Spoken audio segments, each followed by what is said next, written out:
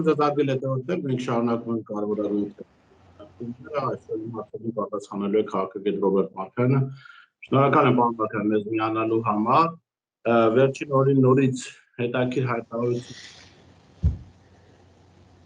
Ես կուզեի խոսենք հայ-թուրքական այսպես կոչված հարաբերությունների մասին, որովհետեւ դրանք հանրությունների համար չկան, բայց կառավարությունում կարծես թե ինչ-որ բան է կատարվում։ Ես վստահ եմ դուք հետևել եք հայտարարություններին, օրս ավելի շուտ այն օրը, երբ որ փակվել էր միջպետական ճանապարհը Հայաստան-Իրան, դրանից մեկ օր հետո, որ Փաշինյանը կառավարության նիստի ընթացքում ասաց, որ Թուրքիայի կողմից դրական ազդակներ կան հարաբերությունների կարգավորման մասով, հետաքրքիր է, որ այդ ազդակները որևէ կերպ հրապարակային չեն եղել, այսինքն վստահ դուք տեղյակ չեք, ես որևէ տեղ չեմ ընթերցել եւ ընդհանրապես այդ թուրքագիտական շրջանակները եւս տեղյակ չէին, անհասկանալի է թե ինչու այդ հայտարարությունը տեղի ունեցավ, կարծում եմ դուք համես կբացատրեք, բայց ահա Փաշինյանի այդ հայտարարությունից հետո խոսեց Էրդողանը արդեն։ Ես կուզեի դուք մեզ փորձեիք բացատրել, թե ինչու Փաշինյանը այդպես հայտարարեց, արդյոք սա ինչ-որ ներքին օրակարգ է կամ ուղիղ բանակցությունների արդյունքներից մեկն է, որ Փաշինյանը կխոսի, հետո կխոսի Էրդողանը, խնդրեմ։ Շնորհակալություն, որ ժամը տրամադրել եք Լիբորից, ուրեմն գիտեք, ես այս ամբողջը մեկ փաթեթի մեջ եմ նկատի պետք է առնենք, այսինքն թե Արցախի ամբողջ այդ իրադարձությունները, որ ասենք վերջին 1 տարվա ընթացքում տեղի ունեցան փոփոխությունները տեղի ունեցան, դրանք մեկ փաթեթի մեջ թե Արցախի հարցը, թե հայ-թուրքական հարաբերությունները ինչ որ կերպով դրանք շահկապված են իրար, թե հիշեք 2009 թվականից հետո երբ այդ հայ-թուրքական հաշտության արձանագրությունները եղան, Թուրքիան հարաբերությունների հաստատումը պայմանավորել էր Լեռնային Ղարաբաղի հարցի կարգավորմամբ, այսինքն իր կողմից նախապայմանը դա էր, հետո հիմա տեսանք որ ճակատագիրը ինչպես եղավ։ Հիմա կարծես մի տեսակ այդ հարցը արդեն իսկ լուծված է տեսնում թե հայկական կողմը գուցե Նիկոլ Փաշինյանը, թե Էրդողանը, եւ բնականաբար մտածում են արդեն այդ նախապայմանի պայմանը արդեն վերացած, այսինքն այդ նախապայմանը որ Թուրքիայի կողմից դրված էր հիմա գոյություն չունի, հիմա կարելի է վերադառնալ հավանաբար նույն արձանագրություններին կամ նոր արձանագրությունների հայ-թուրքական հարաբերություններում հաշտության մասին եւ նոր գործընթացը սկսել հաշտության կապակցությամբ։ Իհարկե, ինչպես դուք էլ ասացիք, ոչ ոք չգիտի, թե իսկապես ինչ է անցնում դառնում կուլիսների թիկունքում, բայց այն որ բանակցություններ եղել են, շատ ակնհայտ է, այսինքն եթե նույնիսկ մենք Արցախի հարցում երբեմն կասկածով ենք մոտենում, հայ-թուրքական հարաբերությունների կամ գաղտնի բանակցությունների հարաբերությունների կապակցությամբ շատ բացահայտ է տեղի ունենում։ Այսօր ազգային ժողովի առաջին փոխխոսնակը ինքը խոստովանում է, որ Թուրքիայում դասընթացներ անցկացնել Ռոբերտ Ռուբինյանը, նույն ազգային ժողովում նստած են մարդիկ, ովքեր ժամանակին Թուրքիայում նույն նման դասընթացներ են անցկացրել։ Եթե հիշեք նախապատրազմի առաջ Հակին Ազը հոդված հրապարակեց Արսեն Խարատյանի հարաբերությունների մասին, որ իբր թե ինչ-որ առաքելություն է իրականացրել ոչ պաշտոնական առումով բանակցությունները վարել։ Այսինքն հակառակ Արցախի հարցով, որ այդ բանակցությունները միշտ հակուն են պահվել, մենք չգիտենք ինչ է եղել, հայ-թուրքական հարաբերությունների ձևով բաժնով կարծես թե մի տեսակ ավելի բացահայտ է։ Գիտենք, որ նման բանակցությունները միշտ եղել են, բայց թե ինչ են մանրամասնությունները չգիտենք, բայց դժվար է չի կռահել, այսինքն եթե Էրդողանի հայտարարություն ենք նայում, շատ պարզ է, որ նրանց պահանջը մեզանից հրաժարվելն է ամբողջ պահանջատիրությունից ցեղասպանությանը, իրանք այսպես ասած բավարարեն մի թեթև ներողություն խնդրելով առավելագույնը դա, իսկ մենք էլ հրաժարվենք պահանջատիրությունից ու խնդիր ենք այսպես ասենք այդ բաժիններ փակենք հայ-թուրքական հարաբերությունները եւ անցնենք առաջ։ Ես կարծում եմ այդպես պետք է նայենք հարցին։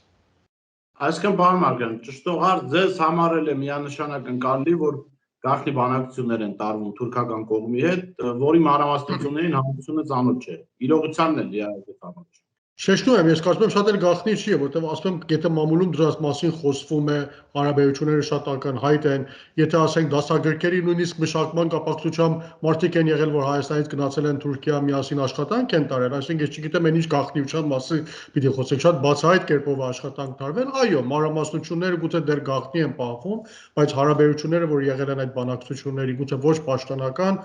շատ ակնհայտ է եւ չեմ կարծում այնքան էլ գաղտնի լինի։ Պարոն Մարկարյան, նաև ես հիմա ընթերցեմ Էրդողանի հայտարարությունից մի հատված, բառացի, ասում է, ես հաջողություններ եմ մաղթում Հայաստանի Հանրապետության նորընտիր կառավարությանը։ Երբևիցե այսպիսի բան տեղի չի ունեցել, երբևիցե թուրքական իշխանությունները նախագահ Հայաստանի կառավարության հաջողություններ չի մաղթել, լավ հասկանալով, որ այդ կառավարությունը իրենց շահերին դեմ է։ Հիմա ինչ է, իրենք ընդունում են Փաշինյանին որպես իրենց շահերի շրջանակում գտնվող մարդ, որ հաջողություններ են մաղթում։ Բնական է այդպես, հավանաբար Նիկոլ Փաշինյանի դրական ազդակներից մեկն էլ, որ ստացել է հենց իր իշխանության շնորհավորակն է, գուցե մինչև իսկ այդ պաշտոնական հայտարարությունը եղել է նաև ինչ-որ հայտարարություն գաղտնի։ Ներողություն պարոն, սա այս հայտարարությունը եղել է Նիկոլ Փաշինյանի հայտարարությունից հետո, այսինքն այն ինչ որ միջև Փաշինյան ասել է, դա գաղտնի է եղել, մենք տեղյակ չենք եղել։ Հավանաբար այդ եմ ասում, կարելի է ինչ-որ բանակցություններ են եղել նախքան այդ ընթացքում հարաբերություններ են, շփումներ են եղել, այդ դրական ազդակը, որ Նիկոլ Փաշինյանն ասում է, հենց այդ նման տիպի ուղղակի գուցե անուղղակի շնորհավորանքներն է եղել իր իշխանությանը, իսկ հետո իր հայտարարությունից հետո արդեն Էրդողանը բացահայտ կերպով այդ շնորհավորանքը ուղղում։ Շատ բնական է, որ Նիկոլ Փաշինյան, ինչպես Ալիևի համար, նաև Էրդողանի համար ամենացանկալի ղեկավարն է, որը կարելի է տեսնել Հայաստանի ղեկին, որից կարելի է ամեն ինչ ստանալ, որին կարելի է ամեն ինչ այս վայրկյանին պարտադրել, ու նաև ունի միտում ամեն կերպ հայ-ադրբեջանական հարաբերությունների, հայ-թուրքական հարաբերությունների եղած խնդիրները լուծի եւ խնդիրները միանգամից փակի եւ ես կարծում եմ նրանք չեն ցանկանում այս առիթը ձեռքից տալ, միջև ժամանակ որ Նիկոլ Փաշինյանը իշխանությանը ցանկանում են հասնել ինչ-որ բաների այս հարաբերությունում։ Բայց գիտեք, մի շատ կարևոր խնդիր կա, ինչ-որ կարծում եմ այստեղ սխալ են թույլ տալիս բոլորը, քանի որ հակառակ հայ-ադրբեջանական խնդրին կամ Արցախին հարցին, որ մի տեսակ մի քիչ ավելի մասնավոր Հայաստան, Արցախ, Ադրբեջան խնդիր է, հայ-թուրքական հարաբերությունները մի քիչ շատ ավելի ընդգրկուն թեմա է, դա միայն այսինքն Հայաստանի իշխանությունների հարցը չի, այս հարցը Սփյուռքի հարցն է, գիտեք, այն ժամանակ որ Հայաստանը անկախություն չունեցել, պետականություն չունեցել, այս հարցը Սփյուռքը բարձրացած է եղել պահանջատիրությունը։ Եվ խնդիրը Սփյուռքի հետ է, ոչ թե Հայաստանի իշխանությունների հետ։ Իհարկե ճիշտ է, Ռոբերտ Քոչարյանի ժամանակ հայոց ցեղասպանությունը դարձավ Հայաստանի արտաքին քաղաքականության բաղադրիչ տարրերից մեկը, բայց դրա զուգահեռ նաև աշխատանք են տարել հայդատի ազնախմբերը, բացի հայդատի զուգահեռ նաև այդ կազմակերպությունները աշխատանք են տարել։ Այսինքն խնդիրն այն է, որ միայն Նիկոլ Փաշինյանի հետ համաձայնության գալով, կարծում եմ իրենք սխալվում են, եթե ենթադրում են, որ ամեն ինչ փակված կլինի, պաշտոնական առումով հնարավոր է Հայաստանը այլևս իր արտաքին քաղաքականությունից հանի այդ բաղադրիչ տարրը, բայց խնդիրը չի փակվի, Սփյուռքի պահանջատիրությունը որպես մարդիկ, ովքեր այդ ցեղասպանության իրավահաջորդներն են, ժառանգորդներն են, բնականաբար շարունակվելու է, եւ դա նաեւ հարվածելու է Նիկոլ Փաշինյանին, որտեղ ասենք եթե հիմա մի շարք մարդիկ դեռ Նիկոլ Փաշինյանին ասենք Սփյուռքում պաշտպանում են ինչ-ինչ պատճառներով, բայց այս քայլով, եթե նա հրաժարվի ցեղասպանությունից, կարծում եմ դա նաեւ բացասական է լինելու իր վարկանիշի համար Սփյուռքում, շատ ավելի թափ է տալու այն վարկանիշի անկմանը, որ ինքն ունի Սփյուռքում եւ բազմաթիվ մեծ թվով կողմնակիցներ նաեւ Սփյուռքում կորցնելու եթե նման քայլի կնա։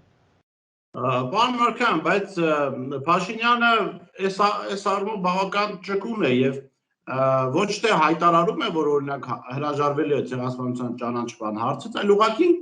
առանց հայտարարության հրաժարվում է։ Դուք այս 3 տարիների ընթացքում տեսել եք, որ հաջողության որևէ բան գրեթե չի կատարվել։ Այսինքն ստացվում է, որ պարտադիր չի հայտարարել, գործողությունը արվում է միևնույն ժամանակ։ Այսինքն հայտարարությունը չի արվում, որպեսզի ինչպես դուք նշեցիք, Սփյուռքը շատ չհեռանա իրենից, բայց գործնականում անում է այն, ինչ թուրքերը ուզում են։ Իհարկե, նախորդ զրույցի ասել թե հիշեք, ապրիլ 24-ին եղավ պահանջում եմ ճանաչում պահանջում եմ դատապարտում այդ բանից պահանջում եմ բաժին հանելու, հիշում եմ պահանջում եմ հանելու խնդիր եղավ, նրանք զգացին, որ դեռ ժամանակը չի։ Գիտեք, հնարավոր է, որ պաշտոնական Նիկոլ Փաշինյանի կողմից որևիցե բան չլինի, բայց այնուամենայնիվ Էրդողանը ինչ-որ մի բան պահանջելու, այսինքն այդպես էլ չի, որ եթե պիտի թաքուն մնար, թաքուն էր մնում, եթե հիմա արդեն դա բացահայտ է դառնում, հստակ խոսվում է մասին Էրդողանի կողմից, նշանակում է, որ նաև նա գործնական քայլեր է պահանջում Հայաստանի իշխանություններից, գործնական, այսպես պաշտոնական հայտարարություններ է պահանջում, եւ ես կարծում եմ կպարտավորվի Հավիտյան չի կարող Նիկոլ Փաշինյանն այսպես ասած շրջանցել այս թեման ու հստակ հայտարարություն անել, ինչ որտեղ պարտավոր է լինելու հստակ ինչ-որ բաներ հայտարարել, եւ ես կարծում եմ դրա մասին էի ասում, որ այդտեղ կլինի արդեն ամենավտանգավոր կետը, որ ինքը կհասնի։ Հասկանալի։ Հիմա հետաքրքիր է, որ նույն հայտարարության ընթացքում Էրդողանը եւս ես ընթերցում եմ հիմա այս պահին Էրդողանը եւս խոսում է տարածաշրջանային խաղաղության մասին, այսինքն այս մասով առնվազն Էրդողանի եւ Փաշինյանի օրակարգերը նույնն են։ Տարածաշրջանային խաղաղություն մեր ոչնչացման հաշվին կարծեք թե։ Եվ հետաքրքիր էսպես մի նախադասություն էլ նկատեցի, պարոն Մարգարյան, ինչպես արդեն ասացի, արդեն Փաշինյանը օրեր առաջ հայտարարել էր, որ դրական ազդակներ կան Թուրքիայի կողմից, դրանից օրեր անց Թուրքիայի նախագահ Էրդողանը հայտարարում է, որ նոր կառավարությունը Հայաստանի հայտարարել է այդ ուղղությամբ շարժվելու պատրաստակամության մասին, այսինքն խաղաղ համակեցության մասին է խոսքը։ Ստացվում է Էրդողանն էլ ասում է, որ առաջին քայլը Փաշինյանն է արել։ Այդպես են, չէ՞ ընկալում։ Բնական է, ասեք տարբեր հայտարարություններ հիմա այս հստակ չեմ հիշում, բայց ասեք ուղղակի եթե մեջբերում չեմ կարող անել, բայց ինքնեդ հետևել եք հայտարարությունների միշտ այդ թեման Փաշինյանի հայտարարությունների մեջ կա, որ տարածաշրջանային խաղաղություն բոլոր հարևանների հետ սահմանների բացում, ապա շրջափակում, դա հենց այդ տարածաշրջանում խաղաղություն հաստատելու թեման է, որին անդրադառնում է Էրդողանը եւ ասում է, որ Փաշինյանը հայտարարել է եւ մենք էլ ընդառաջում ենք։ Ես այսքանը կարող եմ բացատրել, հավելուց բան չունեմ ավելացնելու այս թեմային, բայց Հայաստանի կողմից այդ ազդակները կան եւ եղել են վերջին 3 տարվա ընթացքում։ Հիմա ինչ սպասել, պարոն Արտյան, այս ուղղությամբ Փաշինյանի քայլերը ակտիվանալու են եւ անդիմությունը ինչ կարող անել, Սփյուռքը ինչ կարող անել, կան հակազդող քայլեր, թե Փաշինյանի ձեռքերը այլևս ազատ են։ Ես հույսով եմ Սփյուռքը եթե նման մեկ քայլի գնա Նիկոլ Փաշինյանը հայ-թուրքական հարաբերությունների հարցում, ես հույսով եմ նույն ակազդեցությունը, որ ցուցաբերեց Սփյուռքը հայ-թուրքական հաշտության արձանագրությունների կապակցությամբ Սերժ Սարգսյանի ժամանակ, հույսով եմ, որ նման արձագանք նաև մենք այսօր լինենք, գուցե դա լինի մի ինչ-որ ազդակ Սփյուռքը նույնպես այդ նույն թմբիր, որ հիմա այդպես որ Հայաստանում է տիրում, Սփյուռքում էլ կա, գոնե Սփյուռքում կարողանանք ժողովրդին արթնացնել, որպես իրենց աչքերը բացվի եւ տեսնեն, թե ինչ է կատարվում։ Գիտեք, սա մի տեսակ ինձ համար միշտ հարց է եղել, իսկ գիտեք,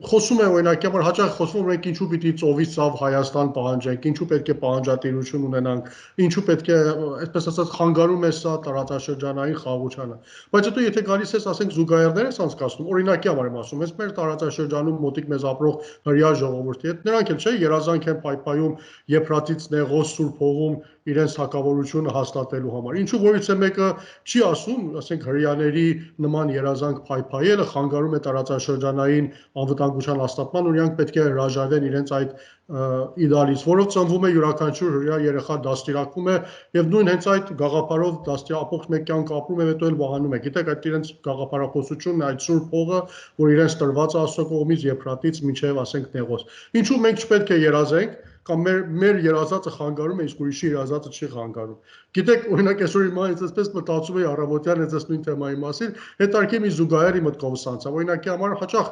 վերջի շրջանում օրինակ Լևոն Տեր-Պետրոսյանը քննադատել է հայ դատական այս մոտեցումը, որ մենք այս մոտեցումով խանգարում ենք, օրինակ եմ ասում, տարածաշրջանային հաստատմանը նման գաղափարներ առաջ քաշելով հայ դատական։ Բայց օրինակ հենց իր հրեա կինը, իսկ չգիտեմ ինչու պիտի օրինակ Գերազի Եփրատից Նեղոս հայրենիք ունենալու մասին, բայց ես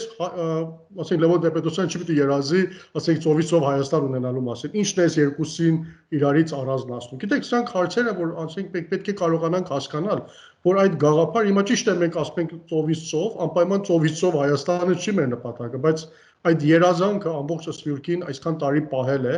եւ այդ Սփյուռքի պահպանությունը նաեւ անհրաժեշտ է Հայաստանի համար։ Հիմա 7.5 միլիոն, ես գիտեմ 8 միլիոն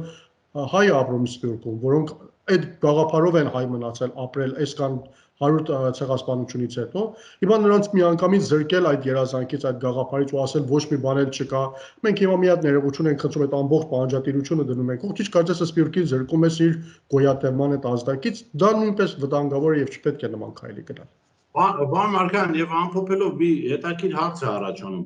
Փաշինյանը առնվազն իր մաշկի աթոռի մասով բավական գիտակից է եւ զգուշավոր է։ Լավ հասկանալով, որ այս հայ-թուրքական հարաբերությունները Թուրքիայի հետ այսպիսի մերձեցումը կարող է խնդիրներ բերել նաև Սփյուռքում, ընդհանրապես իր վարկանիշի նորից կարող է իջնել, ենթադրենք 1%,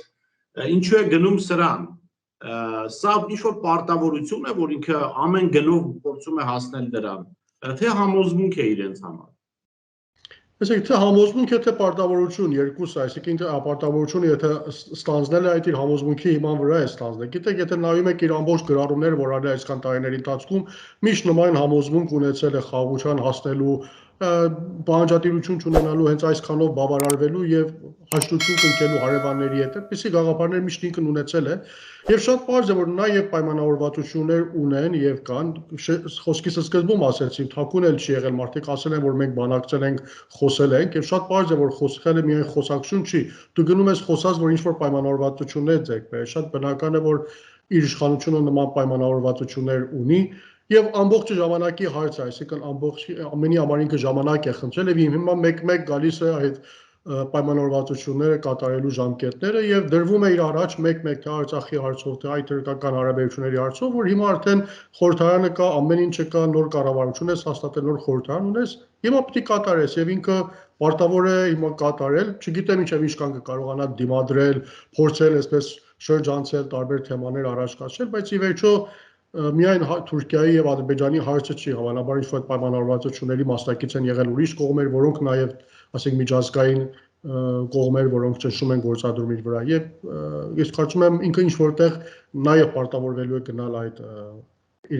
պայմանավորվածությունների իրագործմանը։ Շնորհակալ եմ, պարոն Մարկարյան, ժամանակ տրամադրելու Ես եմ շնորհակալ։